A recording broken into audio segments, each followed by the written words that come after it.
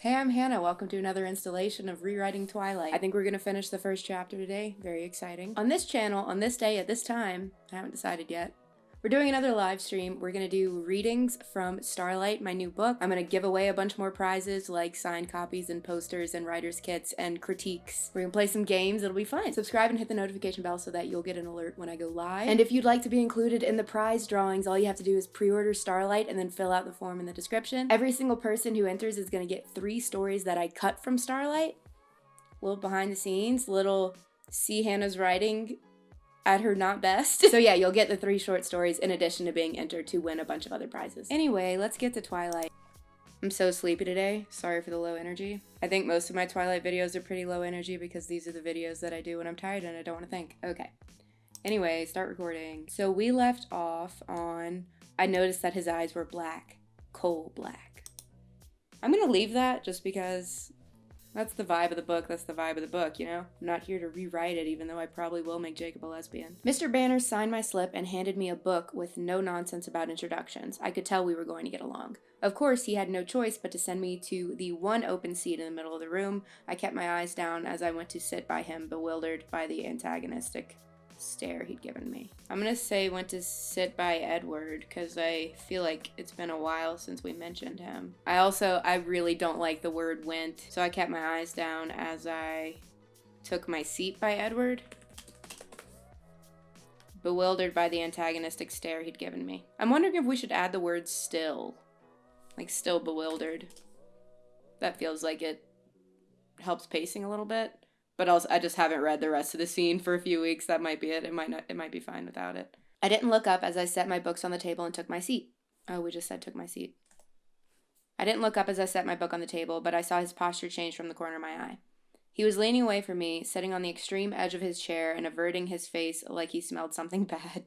I remember the film version of this scene being really funny. It's kind of funny here, too.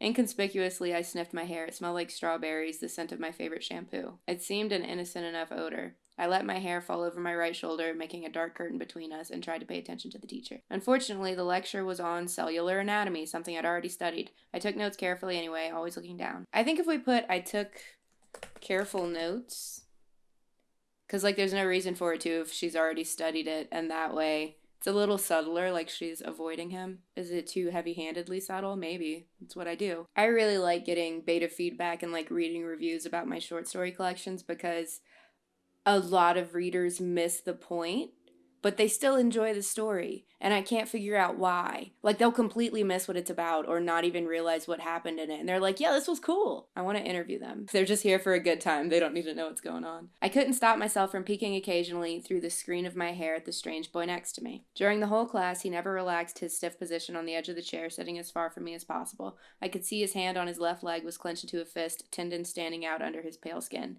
This, too, he never relaxed. What? The tendons? I'm gonna take that off. If his tendons are standing out, yeah, it's clenched. He had the long sleeves of his white shirt pushed up to his elbows, and his forearm was surprisingly hard and muscular beneath his light skin. He wasn't nearly as slight as he'd look next to his burly brother. Didn't Emmett die just because he was, fighting a bear? The class seemed to drag on longer than the others. Was it because the day was finally coming to a close, or because I was waiting for his tight fist to loosen? It never did. He continued to sit so still it looked like he wasn't breathing. What was wrong with him? Was this normal behavior? I questioned my judgment on Jessica's bitterness at lunch today. Maybe she was not as resentful as I'd thought. It couldn't have anything to do with me. He didn't know me from Eve. I peeked up at him one more time and regretted it. Why do we have a comma right there? He was glaring down at me again. I'm going to take out again because we already have one more time. So it's yeah, it's all happening again. Awesome. His black eyes full of revulsion. As I flinched away from him, shrinking against my chair, the phrase, if looks could kill, suddenly ran through my mind. I'm going to italicize that. It might be italicized in the book, but you're going to want italics or quotation marks or something, too. I don't have a vocabulary today. Don't worry about it. Just forget it. As I flinched away from him, shrinking against my chair, the phrase, if looks could kill, ran through my mind. You almost never want the word suddenly. It's just filler, and if something actually is happening suddenly, using the word suddenly makes it less sudden because you're prepping the reader for something to suddenly happen. So if you take out suddenly or surprisingly or whatever, it's usually more sudden or more surprising. You feel me? At that moment, the bell rang loudly, making me jump, and Edward Cullen was out of his seat. Fluidly he rose. He was much taller than I'd thought, his back to me, and he was out of the door before anyone else was out of their seat. I'm going to take out at that moment because there's like no other moment for it to be happening. You don't have to denote time like that. It's just not necessary. The bell rang loudly, making me jump, and Edward Cullen was out of his seat. Fluidly he rose. He was much taller than I thought, his back to me. I'm going to shorten this up a lot. Because if you have something that's happening quickly, if you structure the sentence to where the sentence is happening quickly, you can give the reader that pacing. Fluidly he rose, much taller than I thought. I'm going to take out his back to me just because it's not completely necessary. Fluidly he rose, much taller than I thought, and he was out of the door before anyone else was out of their seat. It's just a little quicker so it flows better. Especially, like she uses the word fluidly and then has a random clause with em dashes, which really slows down a sentence. So you could take out much taller than I thought, and it'd work even better. But I think she wants, like, that sense of looming, so I'll leave it. But, like, he rose and was out the door before anyone else was out of their seat. That's a lot quicker and more fluid than literally saying that it's fluidly and then pacing out the sentence like that. I sat frozen in my seat, staring blankly after him. I'm not a big fan of staring blankly. I think it's kind of tired, but it doesn't really matter.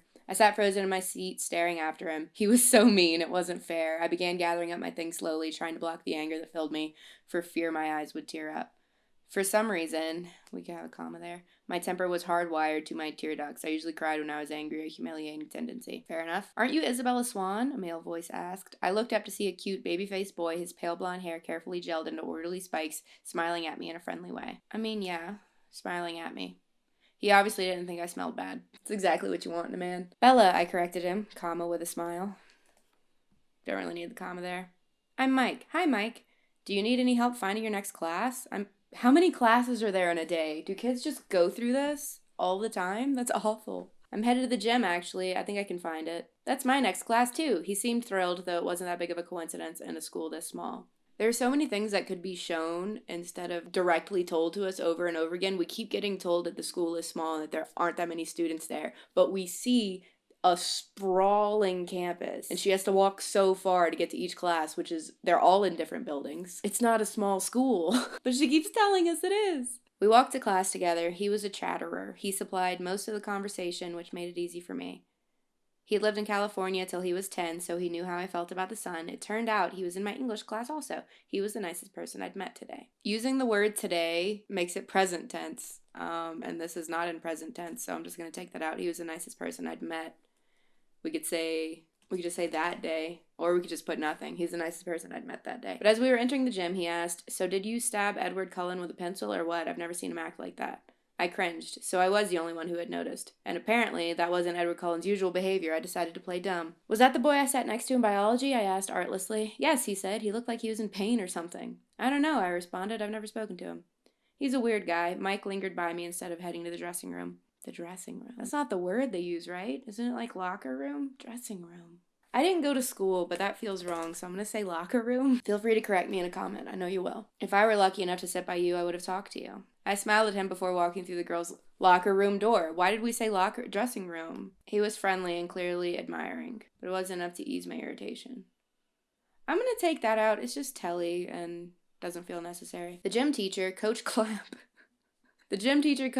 found me a uniform but didn't make me dress down for today's class. At home, only 2 years of RE were required. Here, PE was mandatory for all 4 years. I'm going to assume this was supposed to be PE. If anyone has a better bootleg doc file of Twilight, send it to me. At home, only 2 years of PE were required. Here, PE was mandatory for all years. I'm going to say it was mandatory. Forks was literally my personal hell on earth. I watched 4 volleyball games running simultaneously. Remembering how many injuries I had sustained and inflicted playing volleyball, I felt faintly nauseated. The final bell rang at last. I walked slowly to the office to return my paperwork. The rain had drifted away, but the wind was strong and colder. I wrapped my arms around myself. When I walked into the warm office, I almost turned around and walked back out. Edward Cullen stood at the desk in front of me. I recognized again that tousled bronze hair. He didn't appear to notice the sound of my entrance. I stood pressed against the back wall, waiting for the receptionist to be free. He was arguing with her in a low, attractive voice. I quickly picked up the gist of the argument. He was trying to trade from 6-hour biology to any other time. To another time, any other time. What a bitch. I just couldn't believe that this was about me. It had to be something else, something that happened before I entered the biology room. The look on his face must have been about another aggravation entirely. It was impossible that this stranger could take such a sudden, intense dislike to me.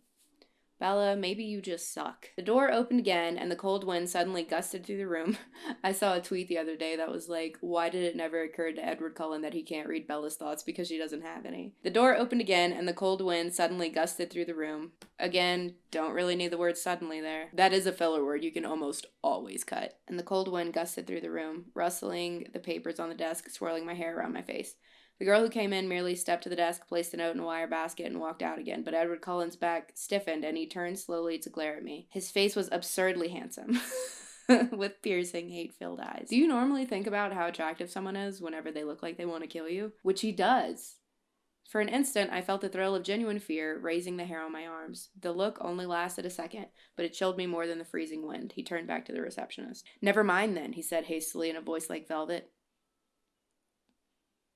Trying to think of how to say things in a voice like velvet. "I can see that it's impossible. Thank you so much for your help." And he turned on his heel without, I don't think we need two ands, and we definitely don't need that comma. He turned on his heel without another look at me and disappeared out the door. I walked. I walked meekly to the desk, my face white for once instead of red, and handed her the signed slip. She can't see her face. We could just say, like, my face cold, if we have to. "How'd your first day go, dear?" the receptionist asked maternally. "Fine," I lied, my voice weak. Fine, I lied, my voice weak. She didn't look convinced. When I got to the truck, it was almost the last car in the lot. It seemed like a haven, already the closest thing to home I had in this damp green hole. I sat inside for a while, just staring out the windshield blankly. Again, don't need the word blankly. And usually, she's also pretty heavy with the word just. I sat inside, staring out the windshield. But soon I was cold enough to need the heater, so I turned the key and the engine roared to life. I headed back to Charlie's house, fighting tears the whole way there. Cool. We finished the first chapter. How you feel, how you like it. I should have looked at the before and after word counts. That's all I got for you today. Don't forget about the live stream party this day, this time. And don't forget to enter the pre-sale giveaway if you'd like to win some prizes. Also, I need to do another rundown of all of my Patreon perks because I change them all the time. But one is a monthly write-in stream for you guys who like my Write With Me videos or my live streams where we do writing sprints. I do that monthly over on Patreon for all patrons. So every tier gets access to that perk if you want to check it out at patreon.com/ChannelGetter. That's all. Sorry for the little hiatus we had there. I had to go drive across the country. But I'm back now, back to our regularly scheduled programming. I haven't been able to do very much promo for my new book, so if you want to help me out and go pre-order Starlight, that'd be awesome. Thank you. Thanks to everyone who bought Little Birds while it was on the 99-cent sale. That was really cool. Also, if anyone knows why Starlight keeps getting on the Amazon bestsellers lists for, like, paranormal erotica, let me know. Because I went and looked in all my metadata, and nowhere did I say that it's erotica, and it's not. So, sorry if you bought it thinking it was. Anyway, yeah, see you next week. Bye.